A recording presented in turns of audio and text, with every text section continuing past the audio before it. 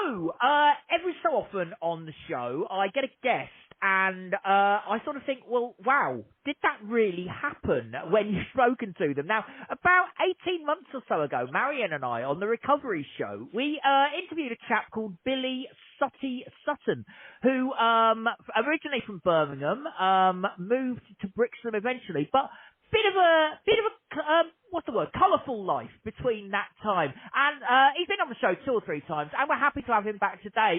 Sutty, welcome back to Riviera FM. And welcome to you, David, and to all your marvellous listeners, wishing them a very happy and safe Christmas and a very safe New Year with the sadness which has gone on. Indeed, indeed. Now, Sutty, first of all, a quick recap of what it was all about. So we read in the newspaper, Marion sent me a newspaper cutting about this chap who was living in the Midlands, a very well-respected chap amongst the local sporting community and what have you, but also, and I'm sure you won't mind me saying this, a chronic alcohol problem, which that is correct, David. Yeah, now obviously you overcame that and then went on to, well, as you do, flying out to Miami to help working with the police on crack cocaine raids. So a very brief resume. How did that all come about then? Well, what happened originally, 79, the alcoholism really chronically affected me. I was found after 3 days in a flour warehouse on New Street Station by the late great television presenter Alan Towers at BBC Midlands Today, one of my dearest friends. He found me on the 3rd night. I'd been there 3 days, covered in mice and 14 bottles of empty vodka. And Towersy gave me the reality check. All the years of emotions of a mother begging me to stop drinking when I abused that love from a mother with the alcoholism problem. Towersy gave me a reality check, told me I was dying, told me I got to get bottled back in my life, and he cleaned me up. And him and Nick Owen, who you know was the former big television presenter with Ann Diamond, Nick and I worked together at Radio Birmingham. I covered the non-league for many years. And a dear friend of mine who was Ed of Pebblemill, who's still a dear friend today, Jim Donegan and his family, who are based in Birmingham, they gave me the opportunity to do the non-league, David. Right, okay. Now, from that, of course, once you'd got yourself sobered up, and I will slot in now, this will be your 41st sober Christmas. My 41st Christmas as a winner, as a recovering alcoholic, David. That is absolutely marvellous. Now, obviously, we've discussed this on the recovery shows in the past. Now, the thing is, what happened next was after, through various circumstances that are a bit long to go into, you found yourself in Miami, working with the police, thanks to your links with the Birmingham police. Well, yeah, what happened, the Birmingham police had no idea what crack cocaine was. Val, my former wife, and I was in Corfu the year before, and we met a former Vietnam American cop called Chuck Wolfenstein and his wife Ada. They lived in New Jersey, and we flew out there, and they invited us in 86 of the May to go back, David. Well, what happened, I was chairman of a major football club, Solihull.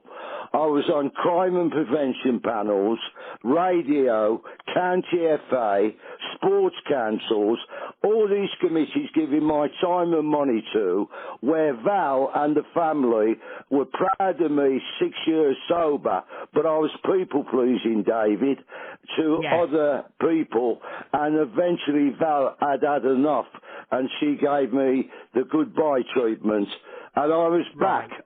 I was back at my mother's, and in the conversation with Chuck in New York, I said, Val and me had partied, there was no point in me coming across on my own, and I said, what's going on in the States? Because as you know, they're more forward than we'll ever be, David. And he said, have you heard about crack cocaine? I said, no. And he said, well, it's destroying communities in Miami. The Cubans and Colombians and black gangs destroying people's lives. I said, that's the challenge. He said, what are you talking about, Sutty? I said, what's hitting you now will eventually hit us. I need to get to Miami through the endorsements of the Miami police, get the information, bring it back to the UK, forewarn Europe and the UK about the dangers of crack. I went to see senior commanders at the Westmoreland Police, Les Sharp and Ron Broom, and I said, crack cocaine. They said, we don't know what you're talking about. And I emphasised what was happening in Miami. I said, I need to meet the chief of police. They had no connections with any American police departments. And what happened, they endorsed a portfolio to Clarence Dixon, chief of the Miami Police, who, by the way, was the first black chief of police in America. Right, okay. Now, so obviously you went to Miami. Now, the whole point of this interview is that ages and ages ago, you came onto the show with your, and I love this, your film directors and producers, because a film has actually been made of your life here and in America. Now, the whole thing was that was supposed to be released, this year, towards the beginning of this year, but obviously, due to the COVID problem, it hasn't happened. So what is the story on the film at the moment? Obviously, the film tells of your life in the Midlands and then all of the dramas you faced in Miami. So what's happening with the film at the moment? Well, obviously, the date of the premiere was at the Talio in Birmingham, May the 6th. But with the sadness which has gone on with everything in lockdown, David, but what's happened, Luke Walker, who plays the young Billy Sutton in the film, him and Ash, they have worked tirelessly to tidy up and fine-tune the film. They have now completed that, David. We're going with a new date in Birmingham with a dear friend of mine, Brett Gardner, who controls and manages the big conference centre at the Westmoreland Police Ground, the Talio in Birmingham, for March next year. But I think we've got to be safe. We'll mostly go for a May date. But what has happened, it's give us, with the COVID epidemic, it's give Ash and Luke and Ryan more time to fine-tune the film. And what's happening, my connection with the great Gary Stretch, who's like my adopted son over a lifetime, next weekend he will get the final completion of the film, and also Jim Donegan, who's former head of Pebblemill, he's going to be endorsed the film for their professional opinions, what they think about it, David. That's brilliant. Because, of course, Gary Stretch, I actually interviewed him on my movie show a while back. Gary Stretch, the ex-box turned actor now living in LA. And as you say, you and Gary go back a long, long way. So it's great that you've got all of these people behind you. So the other thing, of course, coming onto this is the fact that, from the film, came the website. Now, I did do interviews with Matt and Josh Proctor a couple of months ago about the website. So you've now got your official Billy Sutton website out as well. That's correct. I mean, the Proctor family, the last 2 years, David, my life's been turned round with the involvement many, many months with the film. And since early part of the year, by pure accident, I met the lovely Proctor family in Brixham at Charles' Restaurant, friends of mine, Sean and Sarah Bergshone, and I was having a cup of tea there with little Miami, and they had a lovely dog, little Maxie. We got talking, and their lovely son Josh and Matt said we could make you a massive website to promote the film. And I thought it was a wonderful gesture. And over the months, David, I had the setback in February with the cancer, as you know, and that minor stroke I had in August. But the wonderful friendship this family have given to me is nothing short of outstanding. And I don't want to get emotional, but I can only endorse their friendship they've shown to me and Little Miami. It's been very, very important at this stage in my life, David. I think that's wonderful. Now, of course, the other thing that's happened as well to do with the film, and you've actually been interviewed for a podcast, which is coming out next Tuesday. Tell us a little bit about that. Well, Sean Atwood, as anybody knows, is one of the major players in Europe. He's based in Guildford, Surrey. And he'd gone on the website, contacted Matt and Josh, and said he'd like to do an interview with me. He thought it was an amazing story. Because he interviews ex-gangsters, celebrities and such. Anyway, lovely Proctor families took me all the way to Guildford.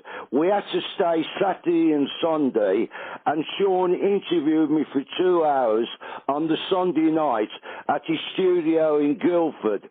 That will come out on Monday the 21st, podcast YouTube at 6 o'clock.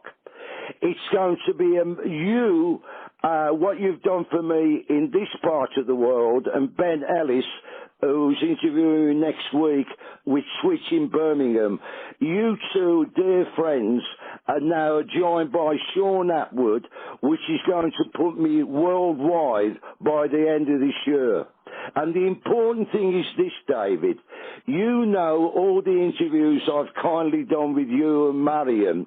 I've always emphasised what the alcoholic goes through is tragic.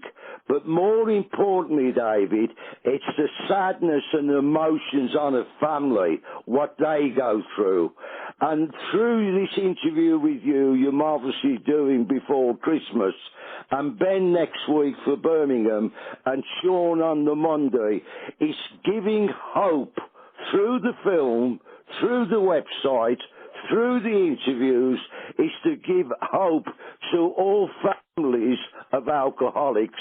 And sadly, David, you're aware, like I am, and others, that with COVID, it's created thousands of more alcoholics and people with mental disorders. Yeah, that is very, very true indeed. And what a great way to finish the interview. Sutty, as always, it has been an absolute pleasure to chat to you, mate. Can I might just say something to you, David? The one thing in my life, I've had to be honest with myself, I've got a routine every morning now, picking up Steve, who you know, one of my closest friends. We drive to Peyton on the front, and Mick there with his dad Dick, they got the proper coffee house, and wind or rain, he's open at 7 o'clock, and there's a small group of us who get there, and it's kept me focused, David. Yeah, I can imagine. I know how important routines can be. You know, and I think for anybody coming up to my stage in my life towards 80, you know, it's not the end of the world. It's like my dear great friend, Misha Paris, says to me many years ago, Sutty, if you stick around long enough, you'll come back into fashion. Well, to come back into fashion like the last 2 years, and with friends like you, it's been a wonderful journey for me. And I can only say to you, once again, David, God bless you, Marion, everybody involved at Riviera, and all your listeners. God bless you all for your support. Oh, Sutty, thank you very, very much indeed. That's wonderful.